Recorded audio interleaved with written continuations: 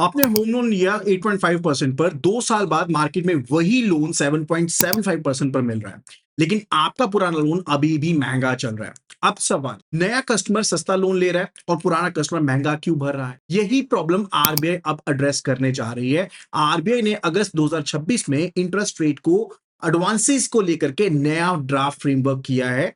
And ध्यान रखिए, ये अभी ड्राफ्ट है, फाइनल रूल नहीं है। अगर ये फाइनल फ्रेमवर्क इसी फॉर्म में आता है तो प्रपोज्ड इंप्लीमेंटेशन 1 अप्रैल 2027 से होगी। अब इसे बहुत सिंपल सी लैंग्वेज में समझते हैं। सबसे पहले ये समझिए कि बैंक आपके लोन का इंटरेस्ट रेट कैसे तय करता है। मान लीजिए आपका होम लोन है, उसकी रेट ब्रॉडली बनती है बेंचमार्क प्लस स्प्रेड।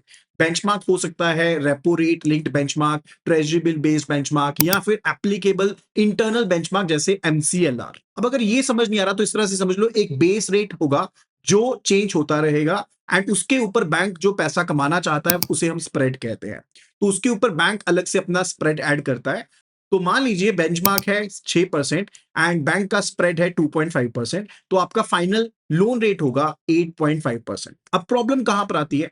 बेंचमार्क तो मार्केट के हिसाब से चेंज होता है, लेकिन कई बार बोरोर को कंफ्यूजन रहता है कि मेरा रेट आखिर कम क्यों नहीं हुआ, या मेरे नेबर को तो सेम बैंक ने सस्ता होम लोन दे दिया। अब आरबीआई का नया फ्रेमवर्क इसी प्राइसिंग को ज्यादा ट्रांसपेरेंट एंड स्टैंडर्डाइज बनाने की कोशिश कर रहा है। सबसे बड़ा जो चेंज है कि फ्लोटिंग रेट लोन का रीसेट मैक्सिमम 3 महीने के अंदर अंदर होना चाहिए। मतलब एक्सटर्नल बेंचमार्क लिंक जो फ्लोटिंग रेट लोन है, तो इंटरेस्ट रेट को कम से कम 3 महीने में एक बार रीसेट करना होगा। यानी कि बेंचमार्क अगर आपने एक बार सेट कर दिया तो 3 महीने में कम से कम एक बार चेंज होगा। मान लो आपका लोन रेपो लिंक्ड है, रेपो या रेलिवेंट बेंचमार्क नीचे चला गया, तो ऐसा नहीं होना चाहिए कि कस्टमर को अगले 8 महीने तक इंतजार करना पड़ेगा कि उसकी ईएमआई कब कम होगी। एप्लीकेबल रीसेट साइकिल के हिसाब से रेट ट्रांसमिशन होना चाहिए। एक्चुअली स्केड्यूल कमर्शियल बैंक्स के एक्सटर्नल बेंचमार्क फ्रेमवर्क में 3 महीने का जो रीसेट कंसेप्ट है वो पहले से मौजूद है।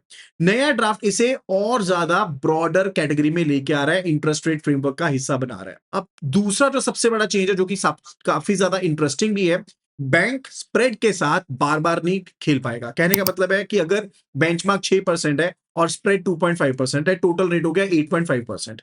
अब बेंचमार्क घट के 5.5% हो गया, आइडियली रेट होना चाहिए 5.5 प्लस 2.5 यानी कि 8%।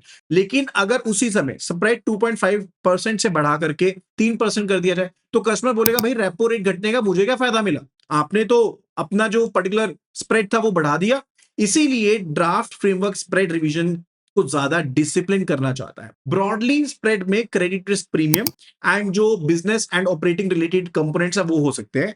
क्रेडिट रिस्क प्रीमियम तब चेंज हो सकता है जब बोरोर की credit rating profile genuinely change होती है। जैसे मान लो पहले कोई बोरोर था, उसकी रेटिंग थी ट्रिपल ए, अब उसकी रेटिंग हो गई लेट्स से डबल बी, यानी कि डीग्रेड हो गया, डाउनग्रेड हो गया, तब आप क्रेडिट रिस्क प्रीमियम को चेंज कर सकते हो। लेकिन बाकी जो स्प्रेड कंपोनेंट्स है वो तो आर्बिट्रेरी तरीके से आप बार बार चेंज नहीं किया कर सकते। तो ड्राफ्ट फ्रेमवर्क में 3 साल का ये रिस्ट्रिक्शन प्रपोजल है कि आप 3 साल तक अपने जो ये स्प्रेड के कंपोनेंट्स है ना, like related to the operational risk and administrative जो आपके एक्सपेंसेस हैं, ठीक है, उनको आप चेंज नहीं कर पाओगे।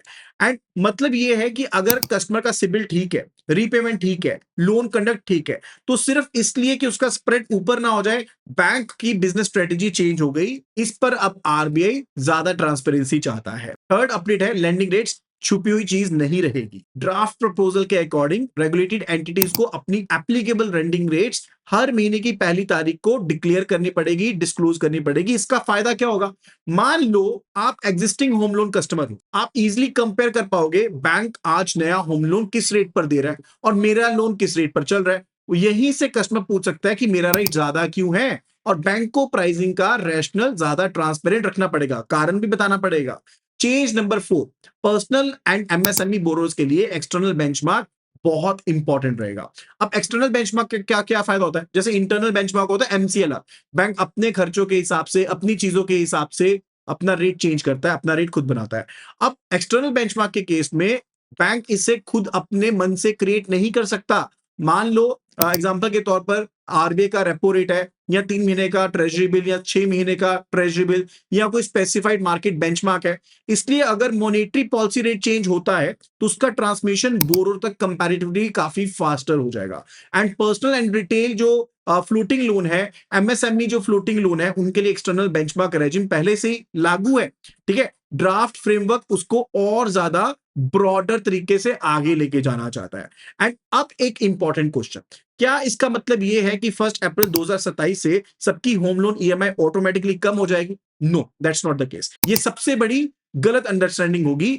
इंटरेस्ट रेट तभी कम होगा जब आपका एप्लीकेबल बेंचमार्क कम होगा और आपके लोन कॉन्ट्रैक्ट एंड जो रीसेट मैकेनिज्म के अकॉर्डिंग उसका बेनिफिट पास होता है। तो अगर आपका लोन एग्रीमेंट कहता है कि interest rate will reset after 6 months, तो मान लो अगर आरबीआई ने इवन रेपो रेट कम भी कर दिया तो आपको 6 महीने तक उसका बेनिफिट नहीं मिलेगा, अगर तब रीसेट नहीं हुआ तो। लेकिन इन बिटवीन जब भी रीसेट होगा तब आप उसका बेनिफिट आपको मिलना स्टार्ट हो जाएगा। सो आरबीआई का ऑब्जेक्टिव ये नहीं है कि लोन सस्ता कर दो, ऑब्जेक्टिव ये है कि लोन प्राइसिंग को ज्यादा ट्रांसपेरेंट, कंसिस्टेंट एंड एक्सप्लेनेबल बनाना है।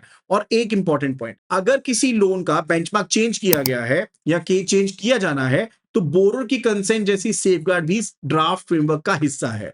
तो इस पूरे अपडेट को सिर्फ 3 लाइन में याद रखो। पहला, फ्लोटिंग रेट रीसेट मैक्सिमम 3 महीने में होगा। दूसरा, स्प्रेड के साथ आर्बिट्रेरी टिंकरिंग आप नहीं कर सकते, 3 साल का रूल इंपॉर्टेंट है।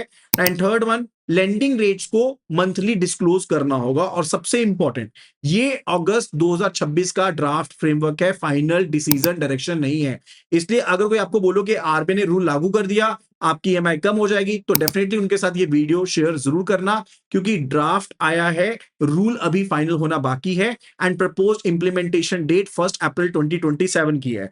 अगर आप बैंकिंग में काम करते हो, जेआईबी की तैयारी कर रहे हो, तो ये 3 कीवर्ड याद रखना, बेंचमार्क, स्प्रेड, रीसेट। इन तीनों का डिफरेंस क्लियर होना जरूरी है, क्योंकि एग्जाम में ऐसे क्वेश्चंस पूछे जाते रहते हैं। अगर आपको कंप्लीट कोर्स चाहिए, that's available on our website iibf.info/app। Download कीजिए एप्लीकेशन को, वहां पर आपको फ्री पीडीएफ मिल जाएंगे। तो लेंडिंग रेट का पूरा कंसेप्ट क्लियर हो गया होगा। वीडियो को लाइक जरूर करना एंड शेयर जरूर करना।